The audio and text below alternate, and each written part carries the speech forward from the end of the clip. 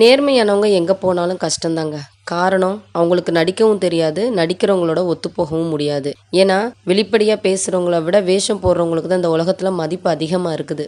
அதனால யாருமே இல்லாமல் தனிமையில் இருக்கிறோமே அப்படின்னு கவலையெல்லாம் படாதீங்க. உங்களை சுற்றி போலியான உறவுகள் யாரும் இல்லையே அப்படின்னு நிம்மதியாக இருங்க.